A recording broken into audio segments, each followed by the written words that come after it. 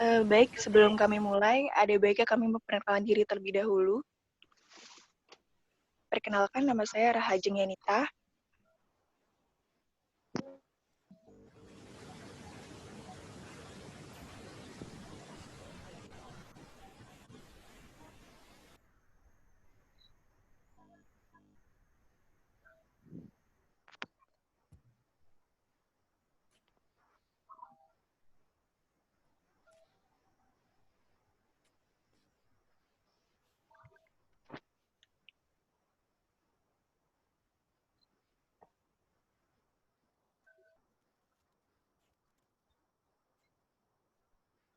Ya, nama saya Dahlia Putri. Nama saya Muhammad Jidan Akmaluddin Akbar. Nama saya Muhammad Megidad Ciel Fitra. Nama saya Syifa Khairunisa.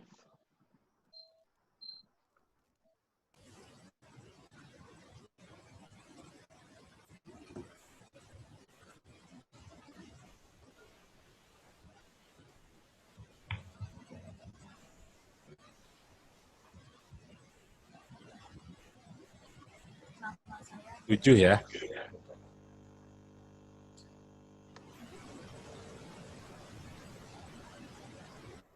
Iya Pak, bertujuh.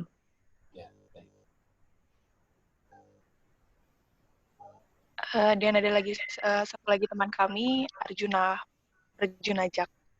Baik, kami lanjutkan. Jadi di sini kami akan membahas mengenai social distancing. Sebelum itu, saya akan menjelaskan sedikit mengenai Islam dan sosial. Jadi, agama Islam itu merupakan agama yang sangat menonjol dari segi sosial. Dalam Islam, hampir semua ibadah itu disyariatkan mengandung nilai-nilai sosial dan kemasyarakatan. Contohnya adalah sholat, puasa, zakat, haji, infak, dan wakaf. Jadi, sosial dalam Islam itu merupakan hal yang penting dan wajib dilaksanakan oleh umat Islam. Lalu di sini kami membahas mengenai social distancing, di mana social distancing ini merupakan upaya seseorang untuk tidak berinteraksi dengan jarak yang dekat atau menghindari dari kerumunan. Hal ini dilakukan agar droplet yang keluar dari mulut manusia tidak tersebar dan tersentuh oleh manusia lainnya. Mengingat saat ini kita sedang menghadapi pandemi COVID-19.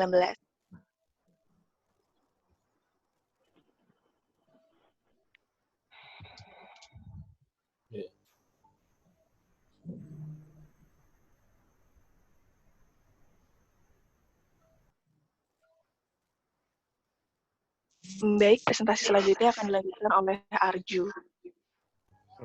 Baik, terima kasih. Yang selanjutnya adalah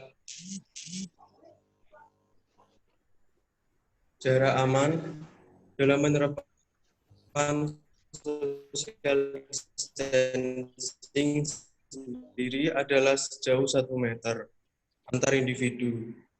Hal ini sesuai dengan anjuran Badan Kesehatan Dunia atau WHO demi mencegah dan mengurangi dampak paparan penyakit ataupun pengaruh secara fisik dari setiap orang. Next.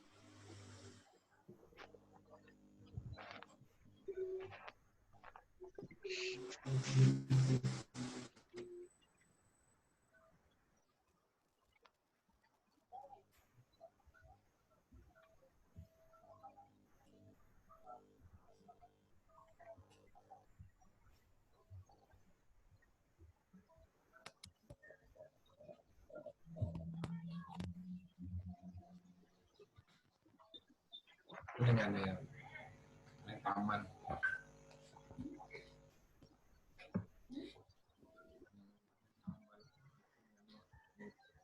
Kali aku main pinggir kali. Iki presentasi.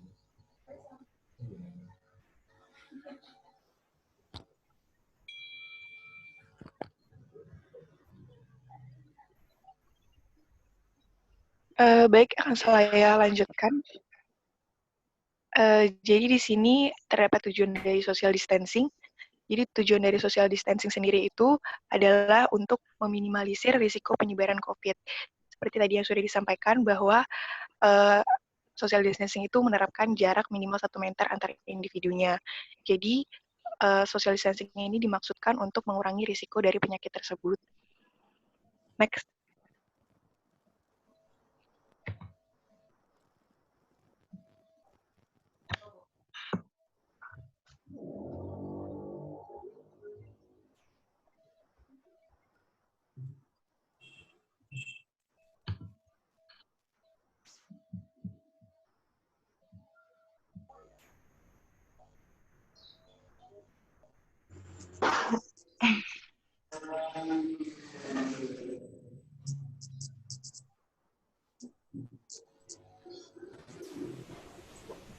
Saya akan melanjutkan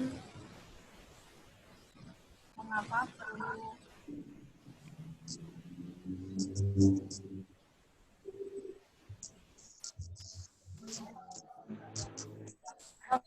social distancing. Yang pertama itu mencegah penyebaran dari orang yang sudah menderita COVID-19 atau orang yang sehat. Jadi social distancing itu sangat diperlukan karena agar kita itu bisa terhindar dari kontak fisik dengan penderita atau dengan orang yang tidak memiliki tanda-tanda penderita penyakit COVID-19. Yang ketiga yaitu sebagai perlindungan diri yang efektif. Dari social distancing tersebut kita dapat melindungi diri kita sendiri dan juga kita dapat melindungi orang lain agar tidak tertular ataupun agar terhindar dari COVID-19. Yang keempat yaitu memperlambat laju dan juga infeksi virus. Dari virus yang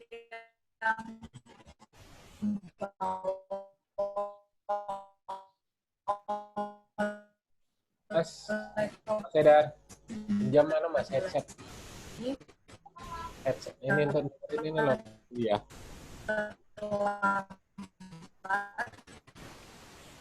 Ini dong. Yang mana? Laju dan jumlahnya dengan social distancing.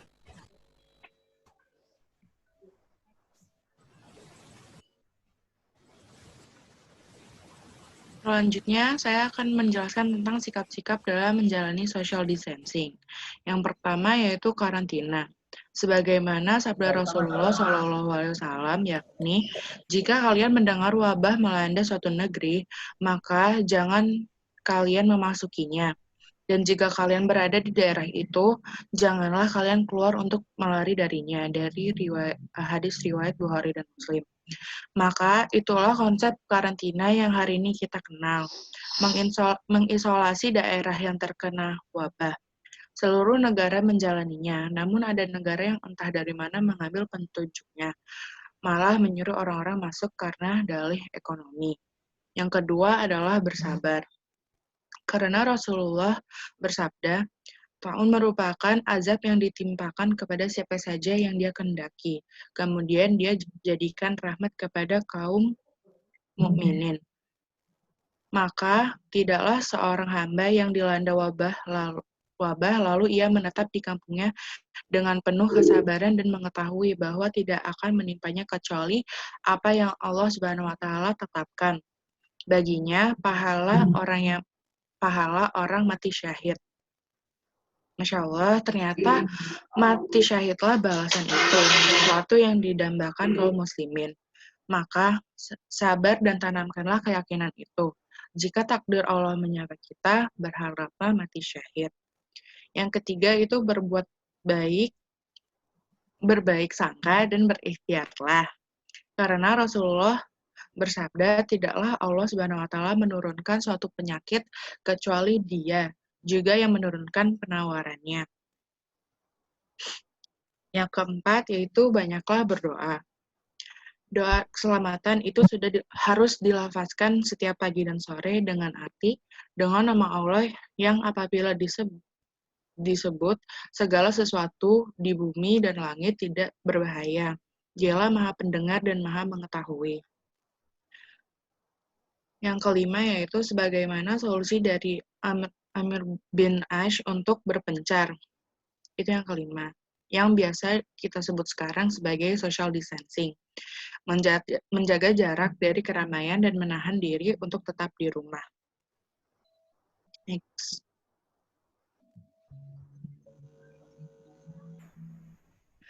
Ini kemudian adalah dampak social distancing bagi agama Islam. Yang pertama, tidak bisa melakukan kegiatan di masjid setempat. Contohnya seperti sholat Jumat dan juga majelis taklim di masjid akan dijelaskan lebih lanjut. Yang kedua itu tidak bisa mengikuti takziah di luar rumah. Yang ketiga, memudarkan silaturahmi dengan sanak saudara di luar rumah. Yang keempat, tidak bisa melakukan prosesi pemakaman jenazah. Next.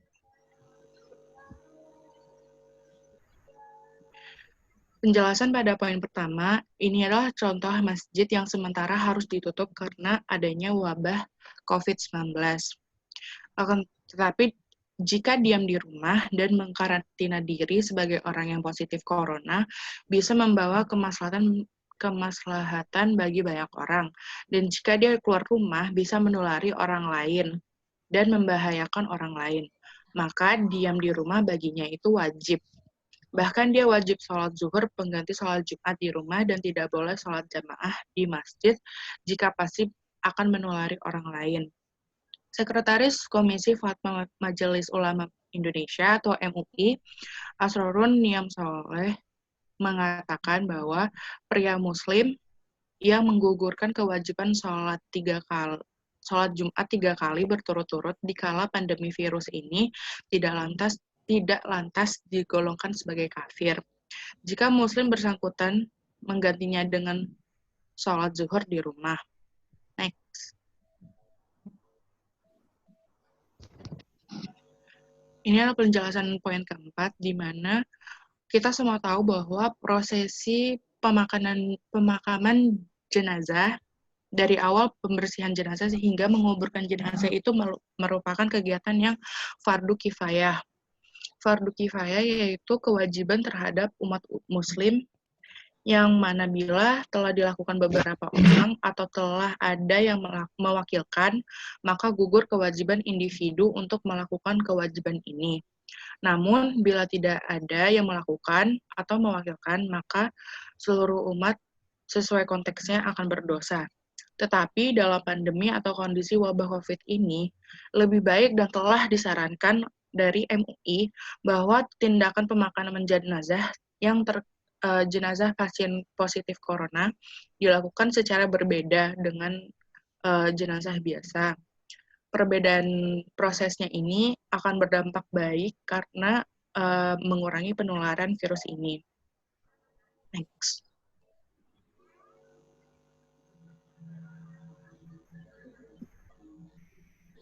Selanjutnya akan saya jelaskan terkait bagaimana social distancing dalam pandangan Islam.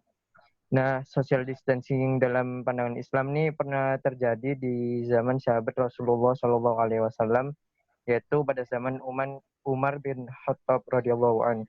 Lanjut. Next. Ceritanya tuh di suatu negeri Syam terjadi wabah taun yang melanda negeri tersebut. Penyakit taun ini yaitu penyakit benjolan di seluruh tubuh yang kemudian pecah dan mengakibatkan pendarahan. Di saat yang bersamaan, Umar bin Khattab dan para sahabatnya itu menuju negeri Syam. Ketika hendak memasuki negeri Syam, timbullah perdebatan antara mereka apakah tetap masuk atau membatalkan masuk ke negeri Syam.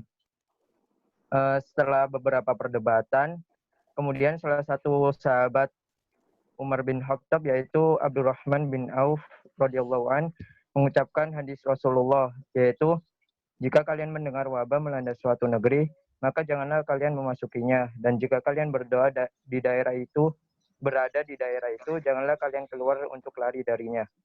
Next.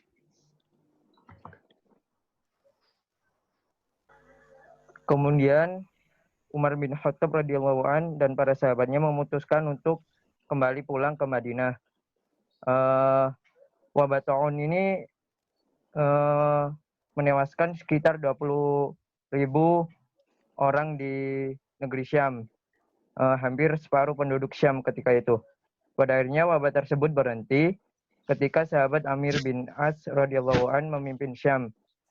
Kecerdasan beliaulah yang menyebabkan wabah taun ini berakhir, yaitu dengan perkataan, wahai sekalian manusia, penyakit ini menyebar layaknya kobaran api. Jaga jaraklah dan berpencarlah kalian dengan menempatkan diri di gunung-gunung. Mereka pun menuruti perkataan Amir bin As, dan kemudian wabah ini pun hilang dan seperti api yang padam karena tidak bisa lagi menemukan bahan yang dibakar. Next.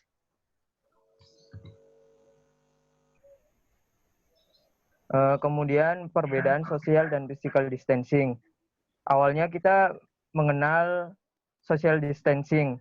Nah, social distancing ini pada awalnya itu kan menjaga jarak sosial termasuk jarak fisik. Kemudian social distancing ini diartikan sebagai tidak ada komunikasi antara saudara, sahabat, maupun teman. Kemudian baru-baru ini ada istilah baru yaitu physical distancing. Bedanya sama social distancing itu dia tetap menjaga jarak fisik, tetapi hubungannya diharapkan mereka tetap terhubung antara sahabat, teman, maupun lain-lain. Cukup. Next.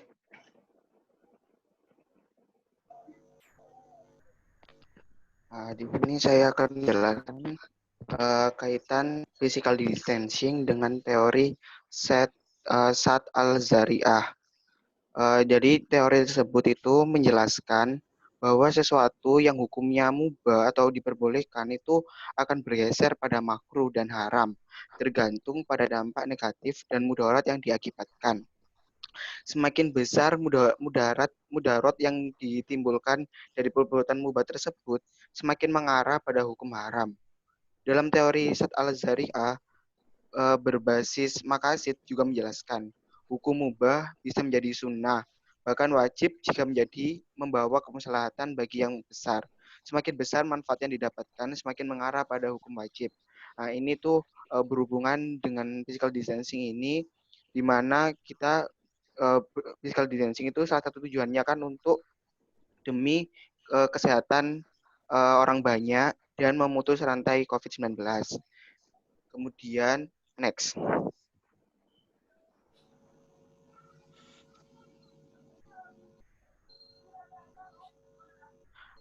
Jadi ini tadi, physical distancing itu hukumnya mubah atau boleh, tapi bisa bergeser menjadi makruh dan bisa bergeser menjadi haram.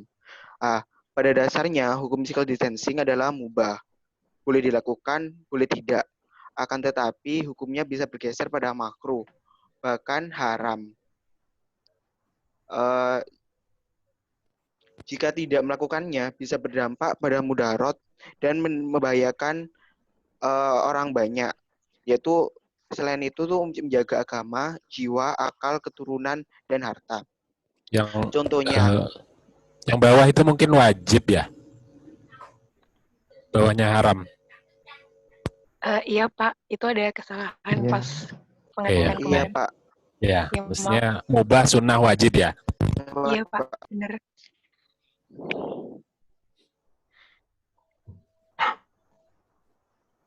Silakan lanjut. Jadi contohnya, iya Pak. Jadi untuk contohnya yang pertama itu, misalnya dalam keadaan normal, itu kita berada di rumah itu,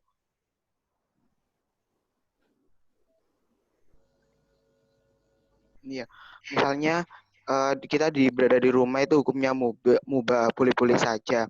Akan tetapi jika ada seorang lelaki yang terus-menerus berada di rumah tanpa bekerja dan menafkahi keluarganya, maka hukumnya akan haram. Jadi salah satunya itu contohnya seperti itu. Kemudian contohnya yang bawah itu dijelaskan bahwa Oh ya, ini dan udah tertuliskan pada Al-Quran, yaitu pada Al-Jumu'ah ayat 10. Fa'idha kutilat sholatu fangtasiru fil ardi wabtagu min fadlillahi wa idkurullaha katsiran la'allakum tuflihun. Yang artinya, jika sholat Jumat telah dilaksanakan, maka menyebarlah atau bekerjalah di bumi dan carilah fadl Allah dan ingatlah Allah terus-menerus akan beruntung. Jadi itu salah satu firman Allah. Kemudian hukum yang kedua itu di mana? Oh ya, boleh next.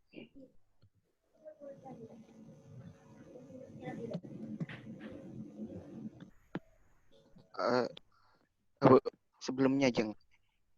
Oh ya udah. Nah, kemudian hukum fisikal itu bisa yang asalnya sunnah itu bisa melakukannya berdampak pada kemaslahatan atau orang banyak. Contohnya itu bergeser menjadi wajib. Itu contohnya ketika kita berdiam diri di rumah, itu hukumnya mubah. Akan tetapi bagi orang yang positif corona diam di rumah dan mengkarantina dirinya, baginya adalah wajib. Karena jika dia keluar rumah bisa menulari orang lain dan membahayakan orang lain. Dia juga wajib sholat zuhur sebagai sholat Jumat di rumah sakit dan tidak boleh sholat jamaah di masjid jika pasti menulari orang lain. Jadi untuk orang lain juga itu misalnya beberapa masjid itu kan sekarang udah beberapa itu dihentikan untuk sholat berjamaahnya. Jadi itu mungkin misalnya sholat Jumat itu digantinya dengan sholat zuhur. Sudah. Next. Selanjutnya, ketika setelah dites, bagaimana jika ia ternyata negatif dari virus corona? Maka melakukan pertemuan dan berkumpulan dengan banyak orang dan juga berjabat tangan itu hukumnya mubah. Tapi jika hal itu membawa dampak negatif sesuai dengan instruksi orang yang ahli di bidangnya, maka hukumnya bisa menjadi makruh atau bahkan bisa menjadi haram, seperti yang sudah dijelaskan oleh teman saya Zidan. Dan hal itu bisa terjadi ketika hal itu bisa menyebabkan tertularnya penyakit itu dan berdampak yang sangat bahaya. Jadi ini sesuai dengan petunjuk dari pakar maupun ahli medis, bukan atas persangkaan tanpa dasar. Berkaitan dengan physical distancing, ada sebuah hadis yang mana telah menceritakan kepadaku Yahya dari Malik dari Amr bin Yahya al-Muzani dari bapaknya bahwa Rasulullah Shallallahu Alaihi Wasallam bersabda, tidak boleh membuat kemudorotan pada diri sendiri dan membuat kemudorotan pada orang lain. Di sini maksudnya ketika seseorang menjalani sebuah physical distancing, aturannya agar tidak membuat kemudorotan pada dirinya sendiri maupun pada orang lain. Jadi ketika dihubungkan dengan keadaan sekarang, pada masa sekarang, kita tidak boleh membahayakan diri sendiri dan waspada agar tidak tertular oleh virus corona dengan cara melaksanakan anjuran dari pemerintah maupun dari para ahli medis dan tidak boleh membahayakan orang lain dengan cara tidak keluar rumah atau mengkarantina diri sendiri bagi orang yang sakit maupun dianggap ODP, PDP, bahkan yang positif corona.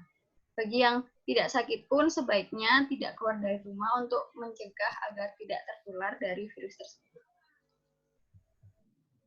Kemudian di sini ada sebuah video, salah satu kejadian yang mana ada sebuah pengurusan jenazah pasien yang positif corona. Ini contoh kejadiannya terjadi di Malaysia.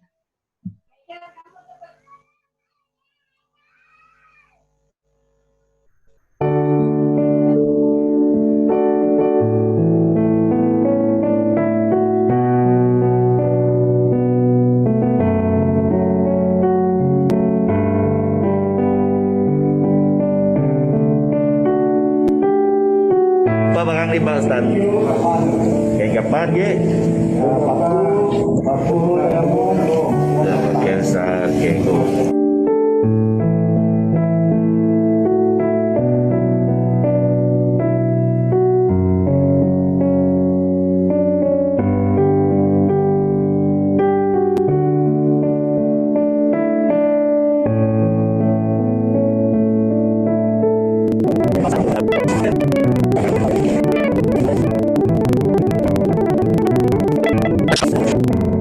ini yang tanpa ya.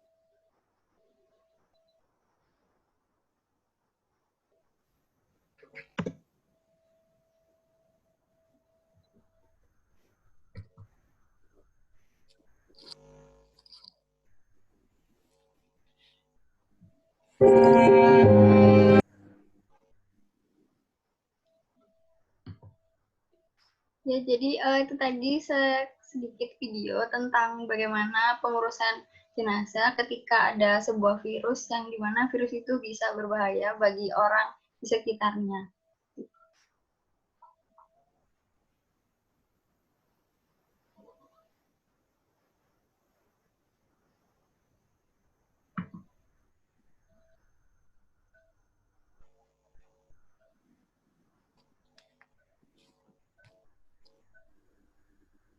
Oh iya, jadi aku mau nambahin buat semua yang misalnya masih dalam keadaan sehat, alhamdulillah, dan semoga diberi kesehatan bagi Allah.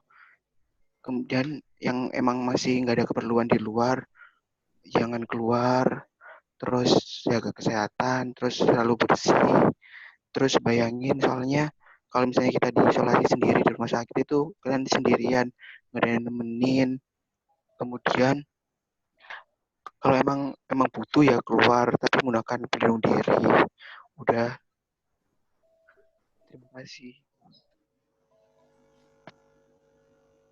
Baik, jadi sekian pemaparan dari kelompok kami. Kami ucapkan terima kasih. Sekiranya ada pertanyaan terkait topik yang kami sampaikan.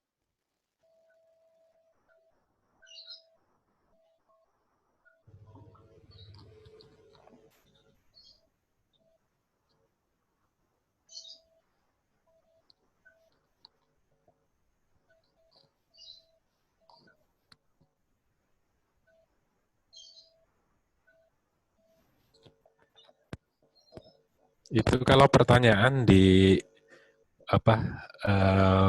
fasilitas chat itu bisa ya? Iya Pak. Iya Pak.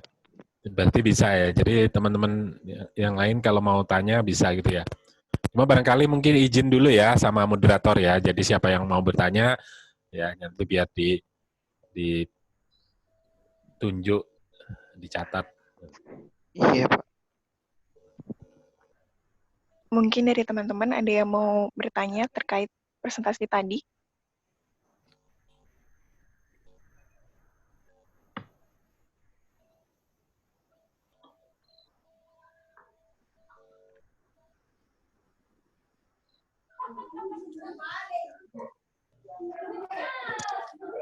Ini yang lain masih aktif semua kan ya? Saya nggak bisa lihat ini cuma tiga gambar aja yang masuk di sini. Masih Pak. Iya, nggak kelihatan soalnya. Nama saya Galih Fikransyah, izin bertanya. Iya, silakan.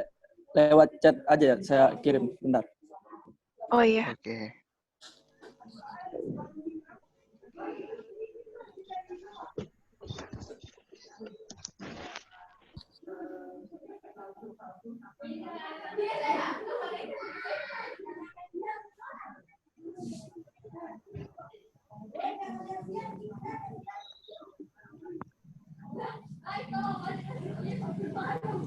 Terima kasih, itu pertanyaannya ada di chatnya.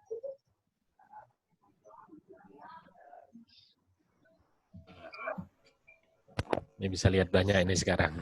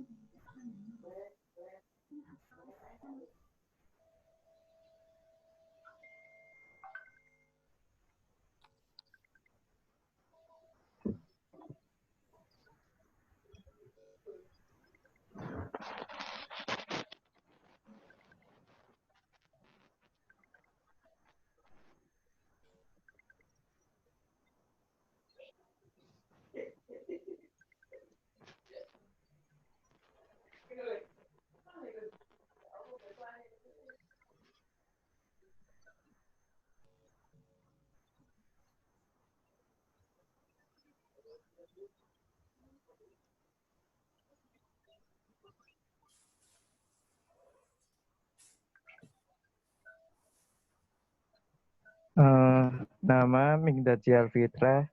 Izin untuk menjawab pertanyaan dari Galil Fikransyah. Kalau kasusnya seperti itu, mungkin hukumnya itu haram. Karena kembali lagi ke tujuan adanya social distancing bagi yang positif corona.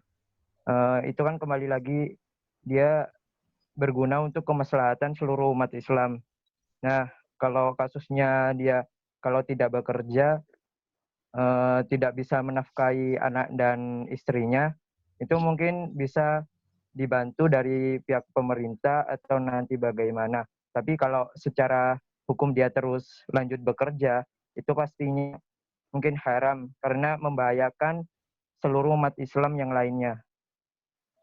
Menurut saya gitu, cukup.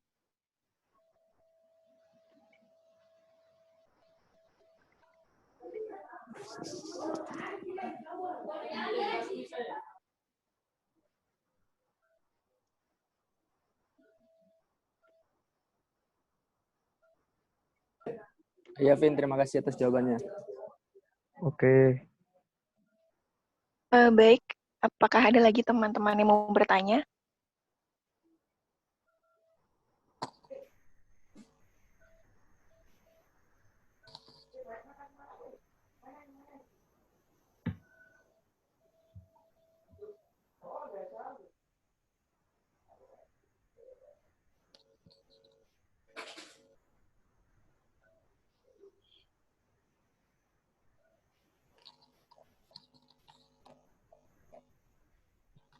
Silakan, siapa lagi yang mau bertanya? Ya. Bisa via chat, bisa langsung ini ya, langsung bicara aja. Ya, minta izin dulu ke moderator untuk bertanya. Atau ada yang mau nanggapi juga boleh ya.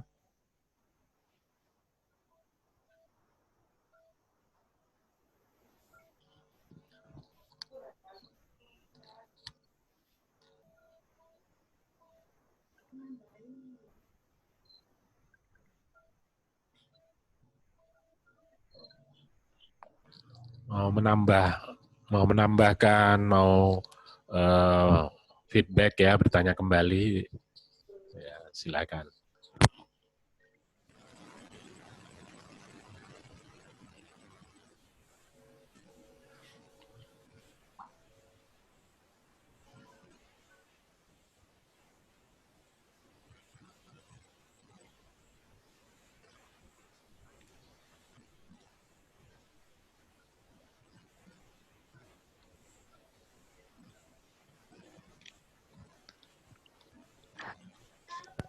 Saya Anissa Nurhandayani, izin untuk bertanya.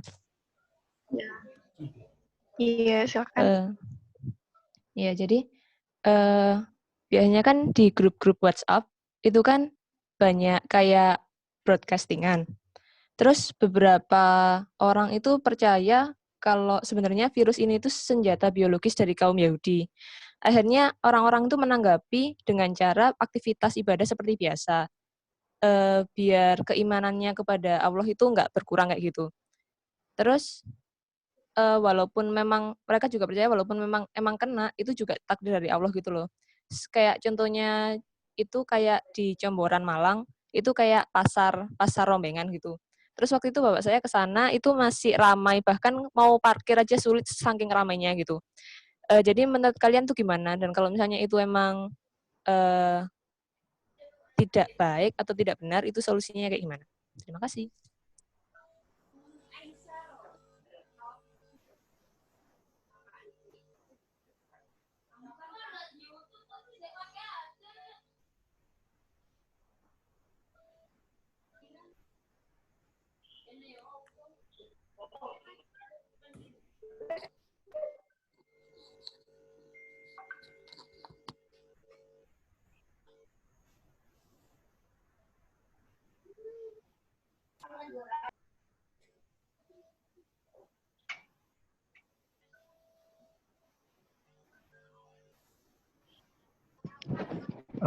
Nama Muhammad Migdazi Alfitra, izin menjawab pertanyaan dari Anissa ya. pertanyaannya itu apakah keluar rumah dengan keyakinan bahwa kematian itu takdir Allah gitu apa gimana? Gitu ya? Nih. Ya seperti itu. Soalnya kan tadi katanya itu seharusnya kalau misalnya memang itu buruknya lebih banyak, jadinya haram. Tapi mereka itu tetap keluar dengan kepercayaan bahwa itu senjata biologis dari kaum ini, lalu percaya sama takdir Allah dan sebagainya. Iya. Jadi itu tuh kejadian kayak kepercayaan orang tetap melawan wabah bahwa dia percaya akan takdir kematiannya itu dari Allah, itu juga terjadi di yang ceritanya Umar bin Khattab tadi. Itu ada seorang sahabat, bentar.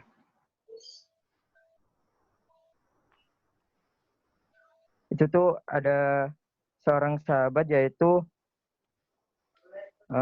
Abu Ubaidah radhiyallahu an. Dia tuh pada saat berdebat dengan pendapat para sahabat Umar bin Khattab itu, dia bilang begini, mengapa engkau lari dari takdir Allah? Kemudian Umar bin Khattab radhiyallahu an ini menyanggah dan bertanya, jika kamu punya kambing dan ada 2 lahan yang subur maupun kering, kemana akan engkau arahkan kambingmu? Jika ke lahan kering itu adalah takdir Allah, dan jika ke lahan subur itu juga takdir Allah. Sesungguhnya dengan kami pulang atau tidak keluar dengan keyakinan mereka dengan keyakinan mereka kematian juga datang dari takdir Allah, itu kita hanya berpindah dari takdir satu ke takdir yang lain. Begitu sih. Jadi pada intinya itu kita tuh juga boleh percaya gitu, tapi kita masih disuruh oleh Allah untuk menjaga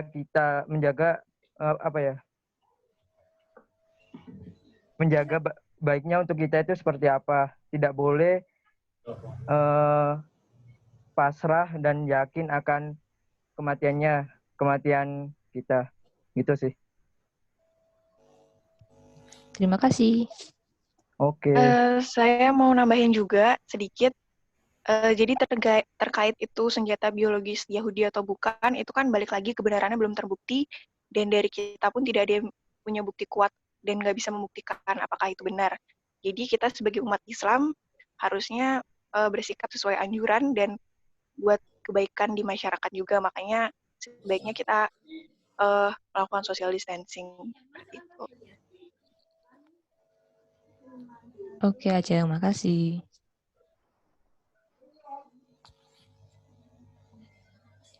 Ini masalah ini saya kira bagus ini untuk didiskusikan. Jadi saya harap yang lain juga bisa menanggapi. Jadi ada beberapa hal terkait dengan persoalan itu tadi. Mulai dari masalah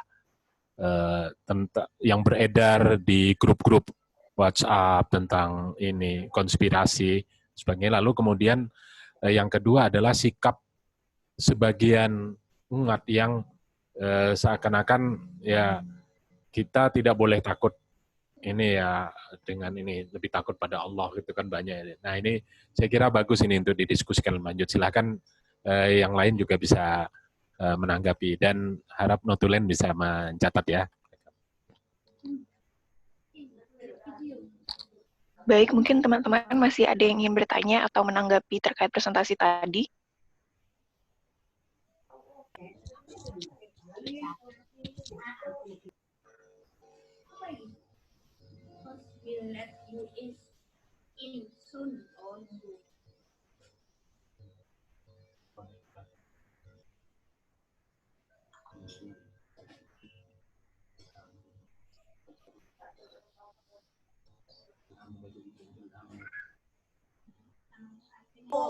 Saya mau bertanya. Iya, War. Iya. Halo? Iya, silakan. Iya, silakan, War. Saya Wardah izin bertanya. Iya. Jadi kan MUI sudah menentukan bahwa sholat tarawih diketahui atau tidak ada. Bagaimana hukumnya di Islam? Misalkan sholat Id dan sholat tarawih itu ditiadakan karena sholat Id dan tarawih kan satu tahun sekali.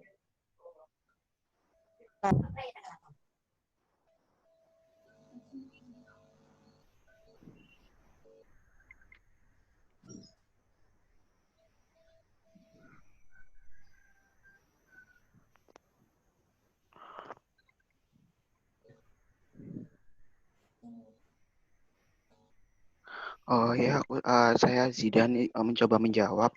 Itu jawabannya Wardah. Jadi kenapa ini suara itu kayak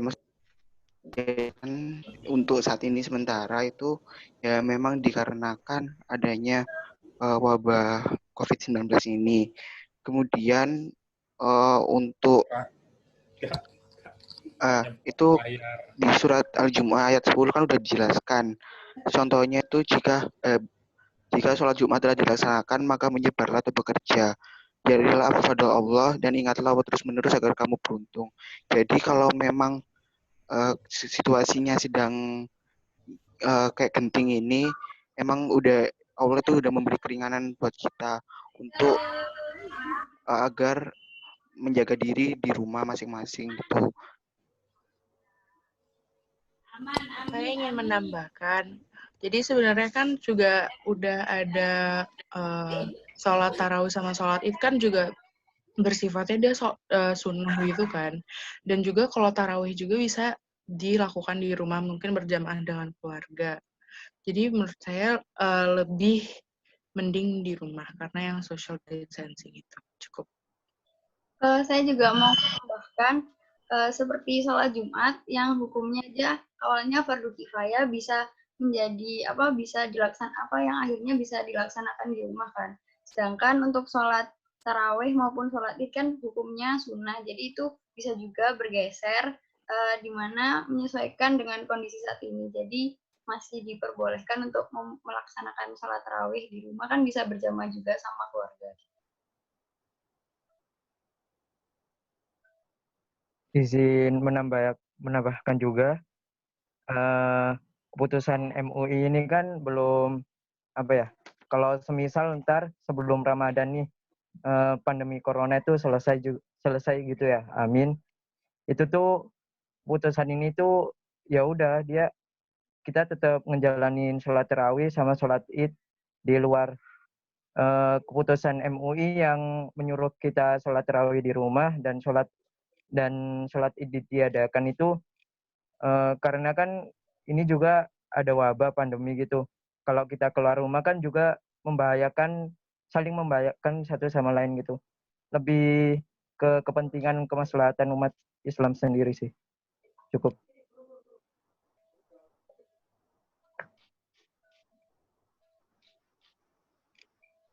Ada yang bertanya lagi nggak?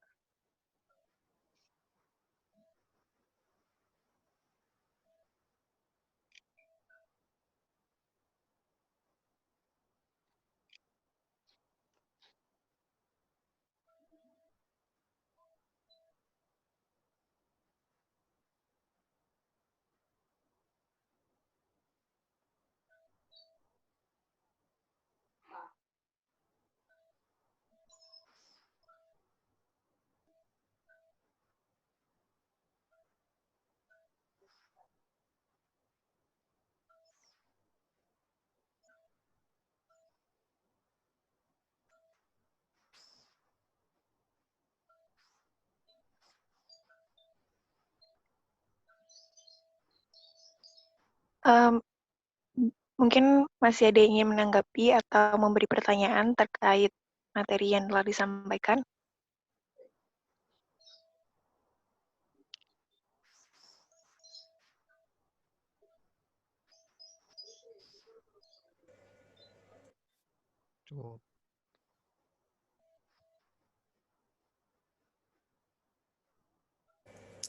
Nama saya Edi Sampelmani. Saya ingin menanyakan mengenai pengurusan jenazah. Iya, silakan. Itu kan dalam pengurusan jenazah itu kita sebaiknya kan itu memandikan si mayit. Nah, kalau misalkan mayitnya sendiri kan yang kayak di video itu, dia kan itu terpapar suatu virus atau ya, penyakit menular lainnya. Yang ingin saya tanyakan tuh apa masih perlu dimandikan jenazahnya atau tidak? Kalau misalkan iya masih diperlukan, itu bagaimana caranya? Udah itu doang sih mungkin. Cukup. Ya, jadi saya mau jawab pertanyaannya Ade. Untuk memandikan jenazah itu ketika ada suatu wabah seperti ini di mana itu bisa membahayakan bagi orang di sekitarnya itu, jadi itu ada dua pendapat. Ada yang berpendapat itu kalau tetap harus dimandikan, ada juga yang berpendapat kalau itu tidak perlu dimandikan untuk demi kemaslahatan bersama. Jadi ini tergantung apa kepercayaannya orang tersebut. Kalaupun dimandikan bisa dengan cara yang seperti ada di video tadi, yaitu dengan cara tayamum. Tetapi sebelum ditayamum itu kan tadi untuk jenazahnya harus dibungkus dulu sama kain linen, terus sama 2 lapis body bag, terus baru diberikan kain kafan, kemudian setelah itu baru ditayamum. Sedangkan untuk ketika tidak dimandikan pun juga tidak apa-apa, karena itu demi kebaikan orang yang ada di sekitarnya juga. Jadi mengutamakan keselamatan yang hidup juga. Oke. Berarti makanya tayamum aja ya. Oke, masih.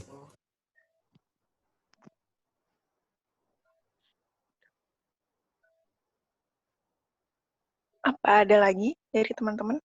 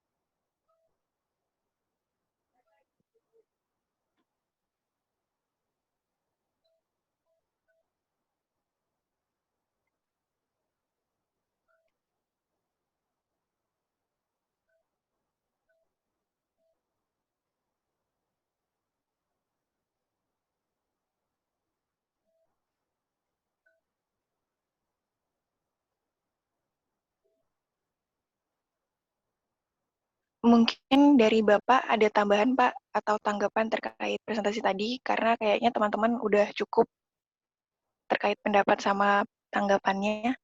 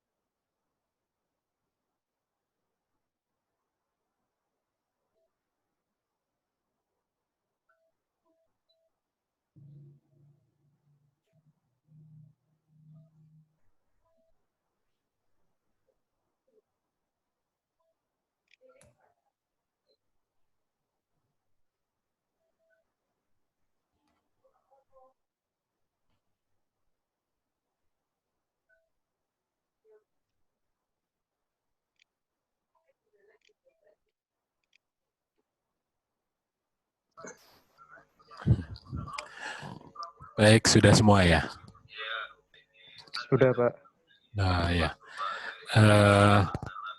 Jadi, topik yang dibahas oleh kelompok 2, ini menurut saya sangat bagus dan sangat aktual ya, karena memang terkait dengan masalah yang kita hadapi sekarang.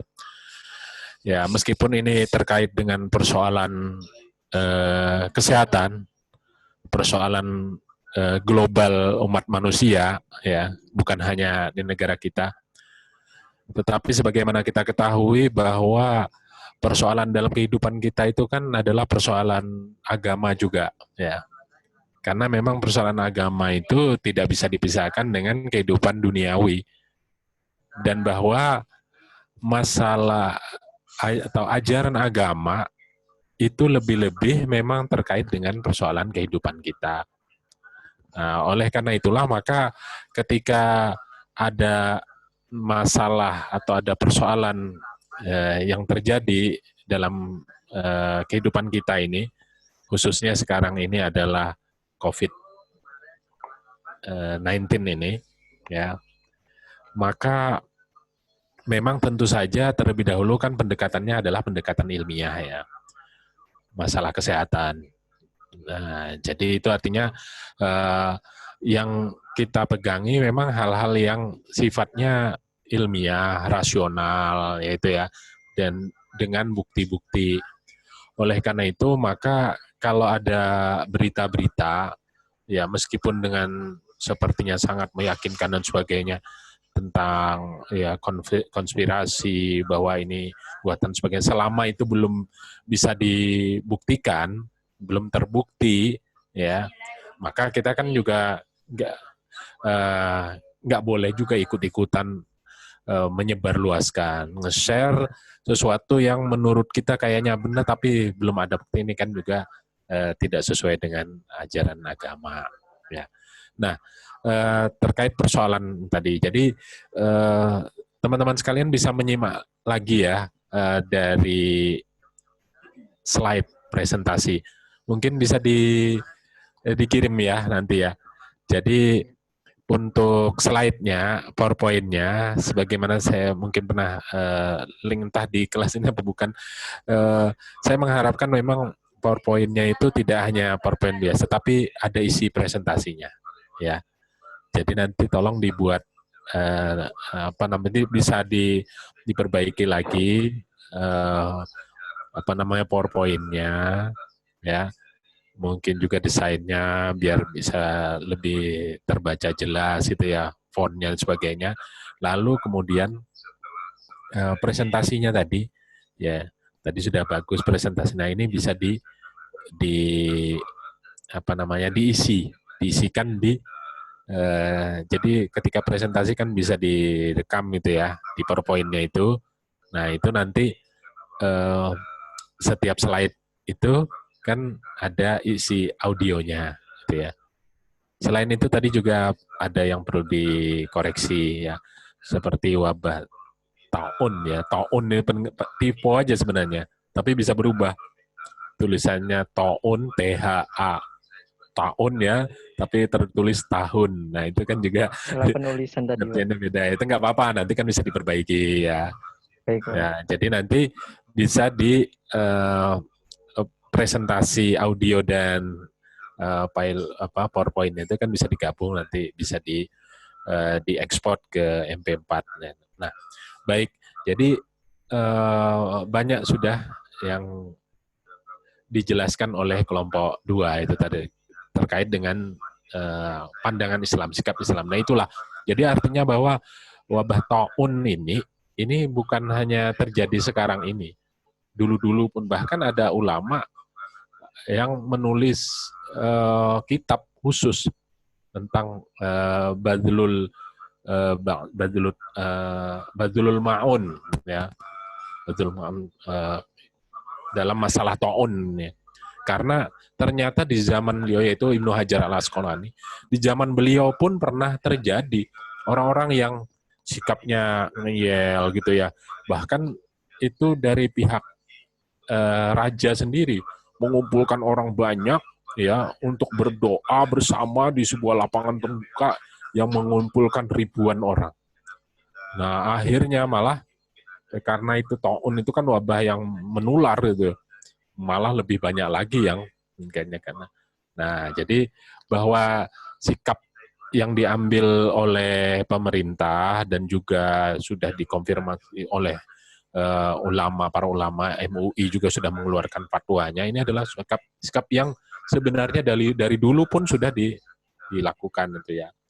Nah, jadi oleh karena itulah maka mestinya ada kekompakan diantara, jadi umat dan ulamanya juga bisa kompak ya, bahwa kalau kita misalnya ya mengurangi aktivitas di tempat-tempat ibadah, itu bukan larangan berjamaahnya, bukan larangan sholat Jumatnya, ya, bukan larangan ke masjidnya. Jadi konteksnya harus diingat. Untuk menggunakan. Nah, oleh karena itulah untuk menyikapi orang-orang yang misalnya kita tidak boleh takut corona, kita harus lebih takut pada Allah, misalnya seperti itu, ya. Nah, mungkin ya melihat-lihat orang juga pendekatannya sebenarnya. Mungkin ada yang dibalik bahwa bukan kita takut ketularan, tapi yang kita khawatirkan itu malah menularkan. Nah, jadi orang-orang yang misalnya itu, ya ada yang memang tidak takut ketularan karena kepasrahannya yang sangat maksimal kepada Allah misalnya seperti itu. Nah, dibalik itu bahwa ya silahkan dia tidak takut. Tapi persoalannya sekarang jangan-jangan ya kita ini yang karena sehat, karena tawakalnya yang tinggi sehingga kemudian tidak terinfeksi, tidak ada gejala. Nah, padahal kita sudah membawa. Nah, apakah kita tidak kasihan ketika kita berkerumun, ketika mengajak orang bersama-sama di dalam satu jamaah, ya, di masjid, di musola misalnya, yang malah kita yang menularkan. Nah, jadi itu ya dibalik pendekatannya. Jadi artinya apakah tidak kasihan kepada orang lain, bahkan kita mungkin berdosa karena menularkan gitu. Nah, ya, mungkin bisa dengan cara-cara ini. Ya, itu hal-hal yang terjadi di masyarakat kita. Nah, tapi yang menjadi dasarnya adalah bahwa kita ini sekarang memang sedang menghadapi ya wabah yang ya cara mengatasinya itu adalah ya dengan cara ya physical distancing ini tadi. Ya, jadi social distancing tadi kan sudah dibedakan dengan ya, social distancing barangkali dianggap memutus sama sekali gitu ya, bahkan komunikasi. Tapi physical distancing tadi sudah dipaparkan, itu bukan hanya hanya jarak fisik saja, tetapi silaturahmi tetap seperti kita sekarang ini kan. Nah, ini physical distancing. Secara fisik kita tidak bertemu, tapi kita tetap bisa berkomunikasi. Artinya sosialisasi tetap ada, ya, sosialisasi tetap ada, tapi ya menjaga jarak. Nah, gitu ya. Nah, jadi ada yang mengatakan bahwa andai kata memang kita itu betul-betul bisa disiplin, ya, dalam 2 minggu atau dalam 3 minggu bisa semua orang menahan diri, ya. Kalaupun harus keluar pakai masker dan menjaga jarak, gitu ya, menjaga kebersihan, ya, tetap cuci, ya, semua yang benda mati itu disinfektasi semua. Nah, kalau itu semua serempak, insya Allah bisa lebih cepat. Nah, ini yang kita pahami secara rasional. Nah, kalau yang non rasional ya di luar itu kan itu wallahu alam kan. Nah, oleh karena itu kita juga tidak melupakan yang non rasional tadi yang tidak bisa dibuktikan secara ilmiah tadi ya. Ya, artinya bahwa katakanlah ya karena bahwa memang saat ini adalah karena kehendak Allah untuk membuat manusia itu, umat manusia berubah, ya. Yang asalnya terlalu sibuk dengan duniawi, kehidupannya serba mesin, hiruk pikuk, tidak ada malam dan siang. Bahkan katanya ada di luar negeri itu, di Amerika, di Eropa itu negara yang kota yang tidak pernah mati. Tidak ada bedanya siang dan malam. Ya. Orang-orang ya katakanlah di negara-negara maju itu semuanya sudah serba individual, serba mesin dan sebagainya. Nah, lalu kemudian bumi juga semakin panas dan sebagainya. Nah, maka dengan cara ini, dengan Allah membuat kita untuk berkontemplasi. Nah, jadi dengan demikian maka untuk mendiamkan. Sebenarnya kita kan punya ajaran umat Islam dengan Ramadan, dengan puasa. Setahun sekali kita itu ya menghentikan ya dengan aktivitas kita atau menurunkan tensi dan sebagainya. Tapi kadang-kadang itu bagi orang tidak begitu dihayati betul. Padahal itu ada fasilitas. Nah, akhirnya diberikan dengan cara ini yang mau tidak mau orang harus berhenti. Nah, bagi teman-teman yang di Jakarta dan sekitarnya ya, Jabodetabek, Jawa Barat mungkin betul-betul bisa merasakan karena memang mau tidak mau ya harus. Nah, ini artinya cara Allah. Bahkan bukan hanya itu, ya sampai di pusatnya Islam pun di Saudi Arabia, di Mekah, Madinah, itu pun juga harus di stop. Nah, oleh karena itulah maka ya cara kita mensikapinya betul-betul kalau kita memang mengembalikannya kepada Allah, maka karena ini adalah kehendak Allah, ya kepasrahan kita kepada Allah, maka kita tidak akan ya melakukan atau mengeluarkan pikiran-pikiran, ucapan-ucapan yang sindiran-sindiran yang seakan-akan tidak sesuai ya, nyinyir dan sebagainya. Itu kan suatu sikap-sikap ini ya yang kurang pas. Padahal kita semuanya yang dilakukan bersama-sama ini kan dalam rangka bisa dengan ikhtiar, dengan ilmu yang diketahui untuk menghentikan ini. Nah, tetapi dengan itu juga kita mengambil hikmah terjadi ini.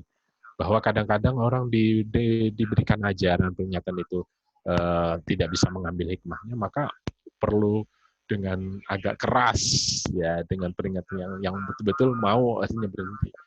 Nah, padahal itu sebenarnya adalah untuk kebaikan kita. Nah, oleh karena itulah maka bagi kaum muslimin ya, meskipun ini dianggap sebagai musibah, tapi musibah yang betul-betul bisa mendatangkan hikmah yang luar biasa bagi kita. Pelajaran yang sangat berharga kita dapatkan.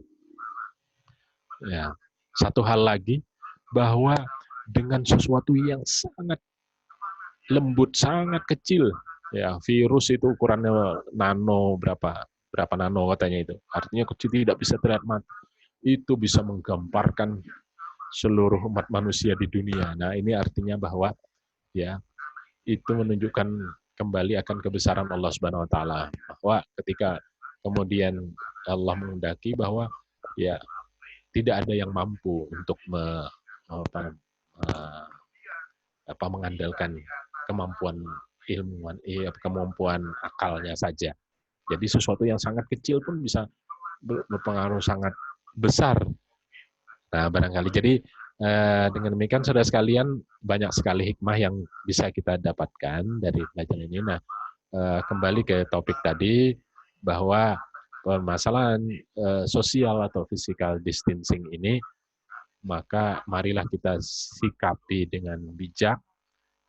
Sudah banyak ajaran-ajaran, ayat-ayat, hadis-hadis pendukung untuk masalah ini, ya bisa dirujuk pada fatwa-fatwa ulama, ya bukan hanya dari Indonesia tapi dari seluruh dunia, ya.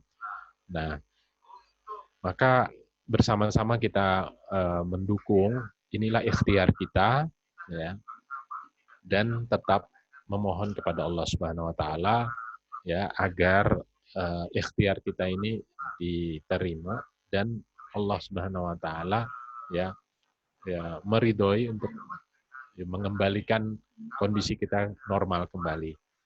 Tetapi kita harus bisa mengambil pelajaran itu. Artinya kalau sudah dinormalkan kembali, maka ya umat manusia juga harus bisa menyadari pelajaran-pelajaran berharga apa yang sudah didapatkan melalui ya jeweran atau peringatan yang sudah diberikan ini. Ya, jangan sampai mengulangi lagi. Ya. Nah, demikian saudara sekalian, saya kira cukup dulu pertemuan kita pada hari ini. Ya, saya berharap bahwa meskipun kuliah kita ini ya physical distancing ya, tapi ya tidak mengurangi nilai, tidak mengurangi manfaat dari perkuliahan kita ini. Memang perlu biaya kuota ya, tapi lebih hemat karena bisa kuliah di tempat masing-masing, nggak perlu ke kampus gitu ya. Baik. Dan kita masih ada 4 kelompok ya, jadi insya Allah masih ada 4 kali pertemuan lagi ya. Nah, tolong untuk notulen bisa direkap ya, sehingga ini nanti kalau diminta, sewaktu diminta oleh akademik, kita bisa memberikan laporan tentang perkuliahan kita ini. Saya nggak tahu apakah pertemuan via Zoom ini pun juga ada rekaman fisiknya ya, bukti fisiknya.